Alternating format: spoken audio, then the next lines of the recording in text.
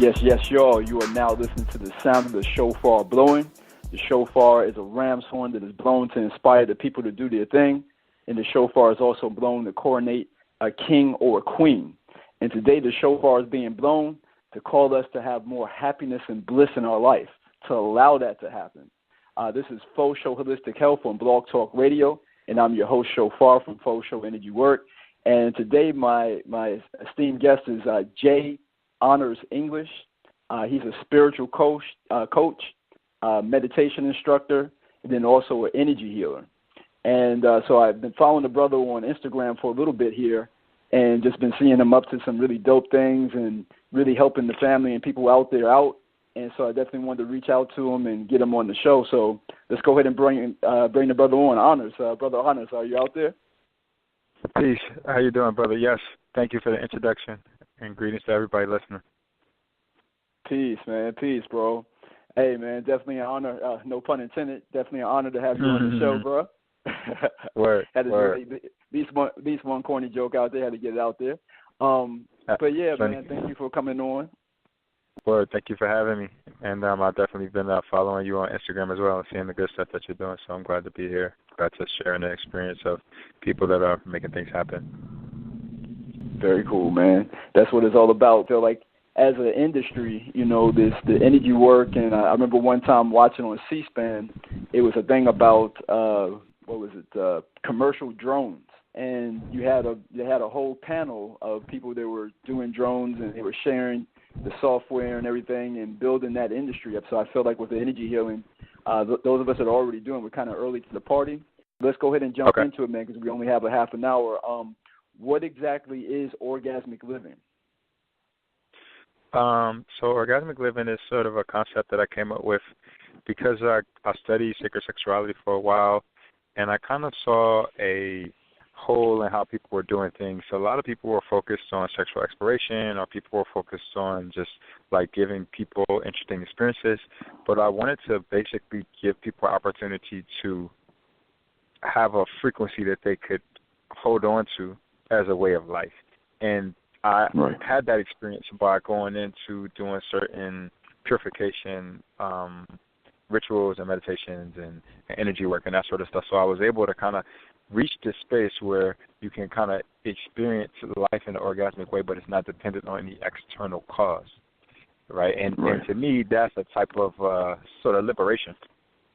So I kind of think about it as like a liberating your sexuality from your body in many ways, which is powerful because so much of our issues are related to people abusing each other's bodies.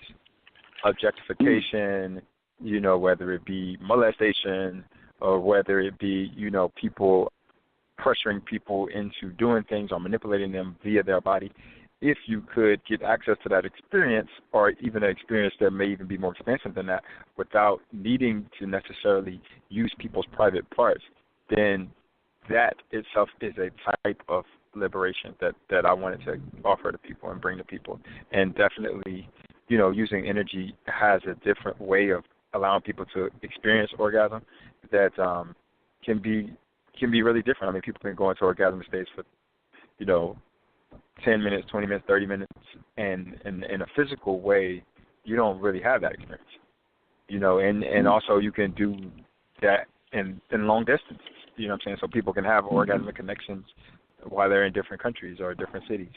And, you know, that speaks to the oneness of sexual energy and the oneness of everybody just in general. And so to me, that takes it to another level, and it speaks to the light and the healing power, the enlightenment aspect, the balancing aspect of sexuality. Very good, very powerful. So let me get this straight. Beyond time and space, beyond our genitals and them connecting with each other, human beings, we can have an orgasmic state. Exactly. And that's something. And we can live in that state. Exactly. Because to me, the way I see it, it's not us as much as the source is in that state already. And so when we connect to the part of us that is at that level, then source is always in a state of reproduction. It's always in a state of connectivity. So the same way we can feel each other's hearts from a long distance is the same way that we can experience each other in terms of sexual energy from a long distance, or the same way we can intuit, something beyond time and space. All of the rules really apply. It's kind of like an if-then scenario. If it's true that there's oneness, then all of these things really apply. I love it. Definitely the case of self-sourcing, knowing that, like you say, ultimately we all are connected to that self-same source. And when you go deep enough, no matter, I think my lady, she calls it access points. So there's all these different ways that we can access source. There's not, I think Osho said the pathless path, right? But right. When we go deep enough within and get back, you go deep enough, what you end up coming to is source, which is, like you say, in the process of expanding, it is orgasmic. So I love it, man. Now, for some people, because we have all different levels of listeners, out there, I want to talk a little bit now on so some people might be, all right, sign me up. So what are some of the practices? What are some of the ways that, somebody can start to come into this? What are some of the things that you use to get there? Sure. So I always recommend that people start with themselves, because orgasmic living is something that's ultimately about liberation of the sexual energy. There's a lot that you can do with other people.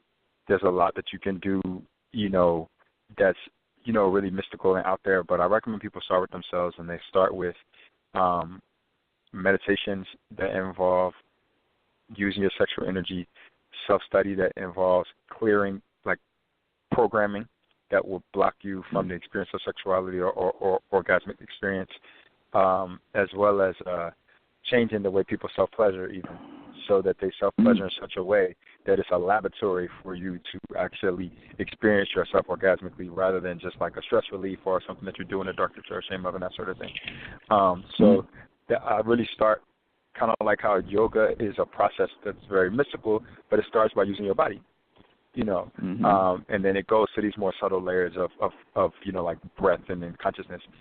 And orgasmic living, that kind of take the same approaches, starting with what we know, it's obvious, and then moving more subtly to where eventually you can get into the fact that you can use energy projection, or you can do things with your voice, and they can help to send that energy out, and you can induce people to, or I want to say induce, but influence people in such a way that it will allow them to experience their orgasmic self as well. All that's there, but it's a process. So I have like a class called Keys to Orgasmic Living. It's an online class, and in that class we kind of break it down discipline by discipline, and it's broken down week by week.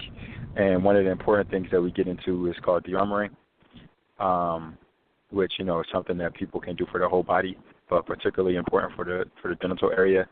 For getting in there with really like a deep sort of massage type of thing that allows for old experiences to be cleared. That word there, there's shutting down that energy, kind of blocking off the grid, as well as, depending on if you use projection, potentially adding even new flow and new energy to that space. So that can be really powerful for opening people up who otherwise were not opened up, or it would take a really long time for them just doing like ordinary energy work that kind of works on the whole body. But, really you need to kind of zero in and do some clearing work in that space. Love it. Powerful. I know on your page I had, in doing the study for the episode here, one of the things you said that is to clean our consciousness / nervous system, the chakras and everything. Can you speak a little bit on that? Because you talked a little bit on the physical body right there. So what are some yes. what are the cleaning what does it mean to clean the consciousness and the nervous system? Yeah, so that is a little bit more complicated of discussion. In terms of the chakras, definitely I'm a person that kind of works with it and sees this from a kundalini perspective. So even though I talk chakra by chakra, they're all one system in the end. Particularly for sexual energy, though, you find that the heart chakra is super important. Without the heart chakra open, people can't really feel themselves or their environment around them. And also, a lot of times that throat chakra is important for the energy to cycle back around. So getting people to open up their voice, say how they feel in regular life and in whatever context, and then also allowing them to get in touch with their feeling center. Aside from the sacral, those two, I would say, are the most important when a person is starting out, right? Working on that throat, working on their heart, and working on that sacral. From there, of course, Once that energy reaches the crown, you can get to a lot of fireworks and the stuff can be amazing.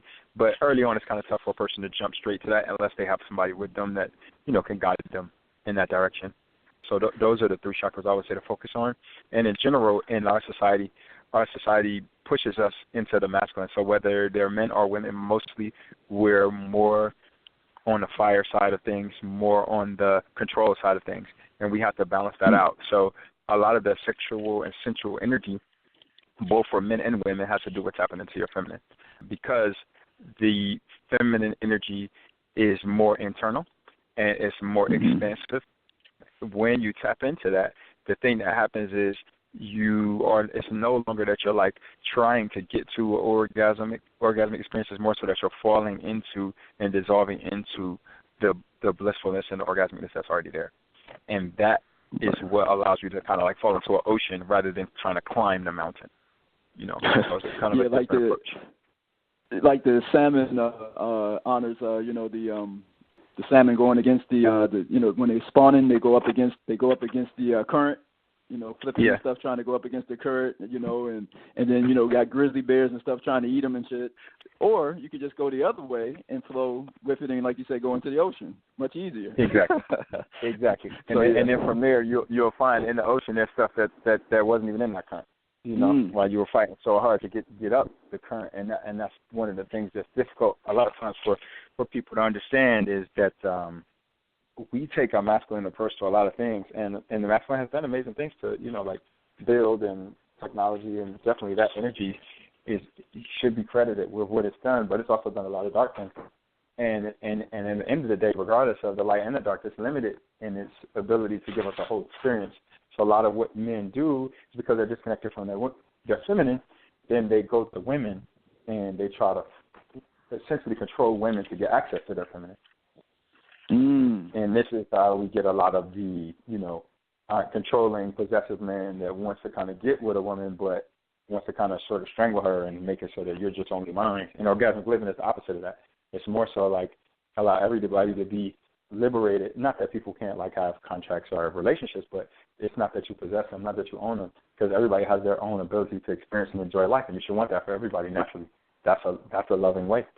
There's no reason for you to try to strangle that from anybody in fear that they would leave you, because everybody's there, everybody can connect, everybody's connected to source. There's no reason for you to be in fear that you won't be able to have a connection to something beautiful. Shay, I can totally see probably as consciousness is going through its cycles or whatever, and we went through the dark side and we're going back into light. I think there was a time when the masculine energy, we saw the feminine still doing its thing and enjoying and it's like gotta have that. It's gotta be mine. Gotta put a fence around it. Gotta put a ring around it. And so I totally get it.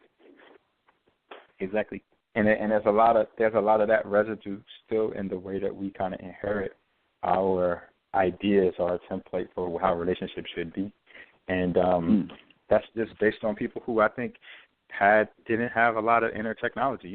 They were going through a lot of struggle in the past, whether it be people in the Middle Ages or people during slavery time, or there are various times where people really didn't have access to the type of stuff they kind of have now, and they had to make it work in terms of how to make relationships function. But we have, opportunity to not live in survival now. And so definitely what I'm about is let's figure out how to live at the optimum, and experience our inner welfare, inner joy. You know what I'm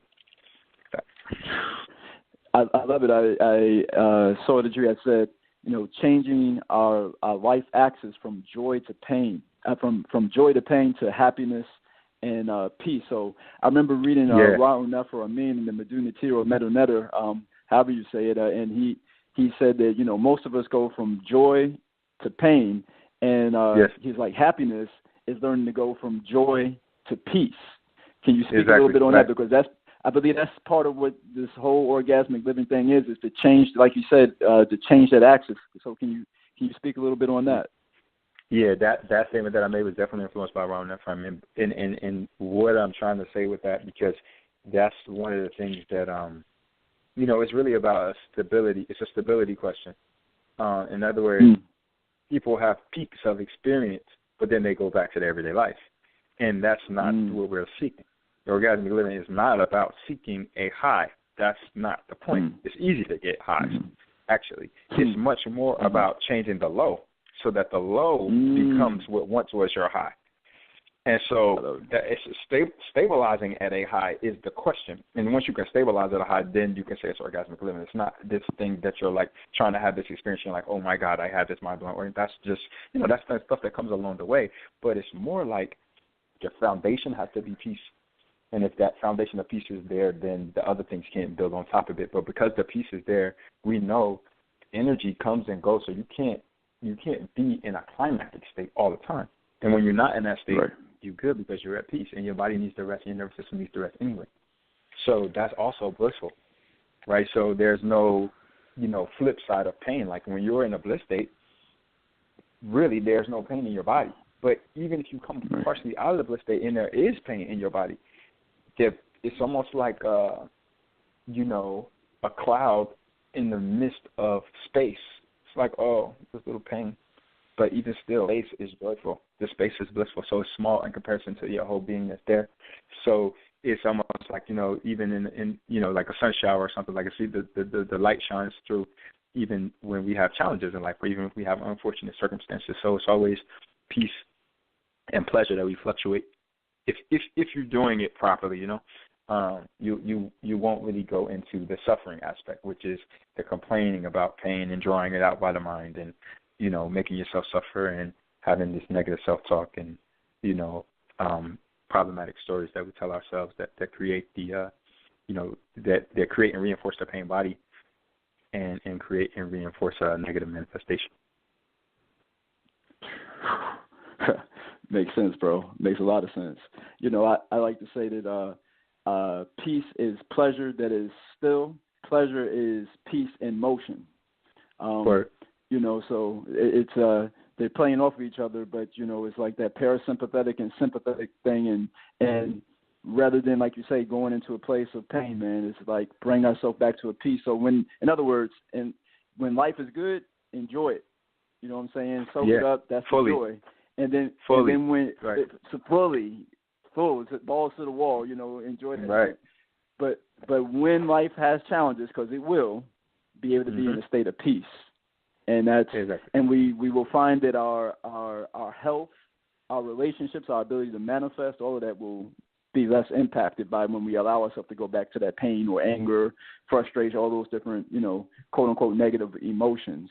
Very powerful stuff, Honest. Very powerful, bro. Let's talk a little because you're familiar with Round That for a Mean. So let's talk a little bit about how orgasmic living can help us bring about. Go through the tree of life a little bit and bring on the other gifts of consciousness. Okay, sure. That's an interesting question. Actually, I haven't gotten that question before. Orgasmic living is, to me, kind of like following a Heru sort of route up the tree, which is, ordinarily, it's kind of the tree is the way he kind of talks about it. It's kind of from a Heru sort of perspective, it's like a willpower thing. And this is not so much about willpower as much as it's about learning how to surrender to the flow. And in doing that, the power for orgasmic living comes from the power of your being. It's not that you're creating it; it's that you're allowing yourself. So that's like the second, I believe, layer, right? Where you learn how to tap into your own power, learn how to tap into your own energy. So then from there, you're tapping into the energy of everything. Right, and that orgasmic energy is the beginning of creation. Whether if we go to Kemetic mythology and they say, like I think it might be Memphite theology or one of them, where they say where the deity in the beginning is like, through self-pleasure I created the universe. I self-pleasured and created all of this. You know what I'm saying? And so that in and of itself is a unique perspective on what divinity is, what self-pleasure is, and how it's tied to sexuality. Right, it's very different than what we get in Christianity from a perspective. But also when we think about birth, it's like orgasm is part of creation itself. You know what I'm saying? It's like the first thing is, and there's a reason for that, because when you are flooded with that energy, your ability to manifest is way higher. When you're flooded with that energy, you're in a state of oneness at that moment. So it can thrust you into that space.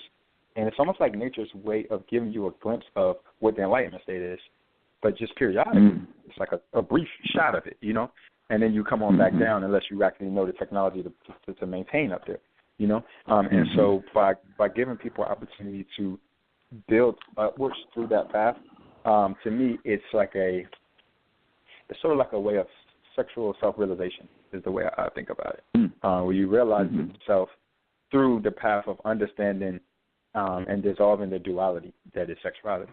And it becomes just like you become more like a person that's like a cosmic sexual. Like I experience my relationship to the cosmos as, you know, I can go outside and just be in the wind and that just be orgasmic, or just go outside and walk on the ground or drink some water, or, you know, just open the door. Like, it doesn't matter. The whole thing becomes this joy. The whole thing becomes this peace, which, you know, when he talks about the Amrit layers, like the purpose of life is the enjoyment of life, right? You know, so and the other part of that is the open heart, you know, and in order for the sexual energy to really get anywhere, the heart has to be open.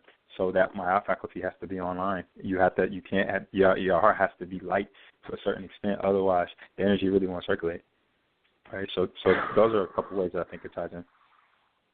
Oh, said perfectly, man. Said perfectly, bro. You know, the Heteru faculty, you know, like you're saying, in other cultures call it Venus or Oshun. So, you know, whatever that energy, that energy that's in each and every human being, we can tap into that and like you say, balancing it. So, very powerful. Let's talk a little bit. I know you had mentioned earlier about you know, people who didn't have and I love that you used the term technology. The first time that when I was introduced to this, you know, and the brother that introduced me to it was like, he called it a technology. And I was like, yeah, technology. You know, I was like, what? You know, like, it's like iPhones, man. We talk about technology. But it really kind of flipped the script for me. But he was like, no, it's technology for human beings so that we can become more advanced. I'm like, wow, okay. So, but let's go back a little bit about those of us who didn't, you know, like we've come through that Kali Yuga, we've come through that little dark age, and we're coming out of it now. But there were human beings, you know, our ancestors that did not have access to these things. So I know you talk some about healing intergenerational trauma. Let's go a little bit into that. So this is actually a pretty heavy subject. And the thing about that, as it relates to orgasmic living and just healing intergenerational trauma in general, is that, you know, like I'll give you an example of how all this ties together. I have a brother that I work with who he has a grandfather, and his grandfather kind of had pulled him to the side one day when he had a young lady that he was dating, and was kind of like, you know, where's the other girl at, you know? And he was like, I'm just trying to get this one lady. And he was like, nah, man, you one of us. You see, you know, you need to stop playing and realize that you know, you one of us, and you're not going to settle down with one woman. That's not how we do, right? And this speaks to a couple of things. One is just the fact that the question of have men, to the extent that they've managed that sexual energy, is to the extent that they are actually consciously or unconsciously creating. That's one thing, right? And so we see a lot of that where grandpa had a whole other family on the side, sort of thing. You know, there's plenty of that in our communities, and then that reflects in how the young people grow up, and they're wild, and it's because they don't have the technology for how to manage their sexual energy, and that has a lot of cascading negative effects, right? But then the other side of that, though, is that, you know, the brother was like, man, I'm struggling with my energy. You know what I'm saying? And I'm struggling with whether or not, you know, I should be in a monogamous relationship or a poly or whatever. You know what I'm saying? He was struggling with that because the kind of software that he got was basically like, we cannot commit. And it's, you know, and that discussion is an important discussion in my mind, because it's less about, you know, poly or monogamy or whatever. People can choose whatever formation or, you know, stable or unstable, whatever, I want to say combination of people they want to have a unit, right? That's not so important. What is important, though, is this person in a committed lifestyle or not committed lifestyle? And the reason why I say that is because sexual energy itself is something that it's not naturally, right? That's a real issue. Like when I see people that only deal with sexual energy, they don't do anything else. They just, adapt with sexual energy and that's it. It's very difficult because it's like a water, and it's very difficult for you to be stable if you only deal with sexual energy. So you have to stabilize yourself with other energies. And people don't do that. And people who live a sexually focused lifestyle, a lot of times it's very difficult for them to find a center because they're so involved in that. And it's like pleasure is a sort of a rabbit hole in the sense that more pleasure can make you unbalanced. A lack of pleasure can make you feel unbalanced. And it's like, where do you start and stop once you're involved? Like once you're in the candy store, how do you find balance? You know what I'm saying? That sort of thing. So the whole thing about the intergenerational piece is we inherit to what extent our parents or grandparents either failed to or did advance that center. And for the most part, there's been no work on that center for centuries. So it's tough. It's actually as it relates to orgasmic living, it's tough. I mean, there's other issues, of course, like finance and intellect, and there's all sorts of things that we deal with intergenerationally. But as it relates to sexuality, particularly, it's tough. There's a lot of pain, that we've inherited from, when we look at stuff like the Surviving R. Kelly piece, right? And Surviving R. Kelly is not so much. I'm not so much saying that to isolate him, and definitely stuff he did is wild as fuck. But I'm saying at another level, like there's stuff like that happening in our communities all the time, and people turn a blind eye to it. And so those are things that are on the dark side that we inherit. And it's kind of like, what do we do with that, right? And so to me, it's like the healing process of all of that in the end forces you to face your shame, forces you to face your guilt, forces you to deal with blame, forces you to deal with all those things need to be cleared for you to get into a state of orgasmic living. It doesn't work like that. You can't just be holding on to all that pain, holding on to all those shadows, and actually be living in the light. It just doesn't work like that energetically. So to me, it's like in order for you to get to this space, you got to go process all that. And so that in of itself, not only does it heal you, but it heals the people, the ancestors coming through you afterwards. Now they're coming into a space that actually is free of all of that, that shame, that guilt, that blame, pain, all that stuff. Love it. Powerful, man. Definitely well weaved together there as far as explaining why that's important, and like you were saying with the water element, man, it's like you have to have the banks of the banks of the earth, the pebbles and the boulders or whatever to make the creek or river, to give it some direction or whatever as well. Exactly. I love that metaphor. Exactly. Yeah, because the thing is, people will be like, a lot of people, that I see in the world of interested in sexuality, a lot of times they are hypersexual people, and they are in it, but they're in it and they're dealing with both their light and their dark in it. They may genuinely be in it for healing and exploration and that sort of stuff, but they really can't focus on that else. You know what I'm saying? So that is what it is, and I'm just saying, right? And this is one of the things that I noticed. Like, I even had a hesitation initially of dealing with teaching sexuality, because at one level it's like, man, there's so many, even the people who are in it sometimes are need healing in different ways. I mean, and that's the case in everything, but even more so, right, in this world. But what I have come to kind of realize is that, man, we need people who actually are balanced and are trying to teach it in the name of bringing it to the light, more so than just, making people into pleasure buttons. And so that's one of the reasons why I do it, because it's there's been a number of scandals. In the last couple months that have rocked the the tantra, sacred sexuality sort of world, and it reveals kind of points to what I'm talking about. Just a lot of the control stuff and the abuse stuff that's going down in the name of whatever healing art people are talking about. Me too, Tantra too. You know what I'm saying? Like it's unfortunate, but and as this grows, Honors, we will see that. But I feel that you're one of the ones out here that's doing the good work, man, and I definitely appreciate you. Thank you. I appreciate you too, man. I love to see you, and I think I'm not sure, but I think it's your mate or it's somebody that I see usually that y'all kind of comment together. And I like to see people who are doing this because they get a joy from doing it, and because they get a joy from helping people. A lot of people have ulterior motives, and that is what it is. It's not that that's evil or anything, but it's just everybody has their own approach to doing things. And, for me, I always look at it like, I'm a person that's a visitor in the sexual world. I consider myself a visitor. I consider myself a person that's fundamentally centered in meditation, kundalini, energy healing, that sort of stuff. And it's from that space that I come into the world of sacred sexuality in an attempt to build a bridge, that's healthy.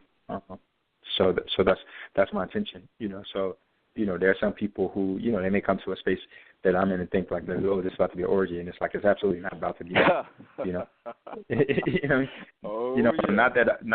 Not that that's evil or whatever. People can do what they do, but the focus is on, people getting to a new level of experience that maybe they didn't even think was possible with their sexual energy, and a lot of times people, will come away. I've had people come away like, man, I just witnessed 30, 40 orgasms this weekend. This was crazy, right? But nobody was inserting anything into anybody else, And it's in that space that I think people discover the power of sexual energy rather than kind of just, fulfilling their fantasies or whatever. I love it. And that ultimately is going to be so expansive to humanity and our consciousness and help us to evolve, bro. The time is actually up on this, so I always like to give some space for you to tell people about Roots to the Sky, the other stuff that you have going on, your workshops, and also how they can reach you. Sure, thank you. So we got a Roots to the Sky retreat coming up this weekend in Tampa, and then we have a series of Sacred Sexuality Retreats following that. And you can go to my site, honorsyoga.com, to find any details. We have the Sacred Sexuality Tour is going to Savannah and Atlanta and Detroit, and then I think Charlotte after that. And we have a number of good things coming up this year. Energy Healing Certification I'm doing. I have a Soul Care 2 retreat with my sister Omi. We'll be doing 6 countries in 7 days in the Caribbean. Wow. So that's gonna be amazing. And just bring in new fresh ideas. Doing a dark room too. So we're gonna be doing a dark room, which is a whole another type of experience. Getting into that, generating your own inner DMT and all that stuff. Opening up the third eye. Just expanding at every level and every layer. I try to bring spirit, the maximum experience to every layer that I can, helping us to evolve. That's what it's about. So. Love it. So powerful stuff, bro. Thank you. So Yo, you're welcome, man. And yes, the woman that you were referring to, that's my lady, man. And I appreciate you saying that with her. Definitely appreciate you. Just keep doing the work that you're doing, and I know there's so many people out there who will benefit. The ripple effects through time and space. It'll be people that we will never even meet that will be benefited from the work that you're doing now. So keep fighting the good, not even fighting the fight. Keep loving the good love. You know what I'm saying? Yeah, I love it. I love the flip, and thank you for having me on and introducing me to new people. Whoever's listening, it's all love. Thank you for your time. For sure. And family, we as Honors just said, we appreciate y'all. We love y'all. Thank you for tuning in. And, again, this is Faux Show Holistic Health on Blog Talk Radio. I'm your host, Shophar from Faux Show Energy Work. Y'all keep shining, keep climbing. Peace.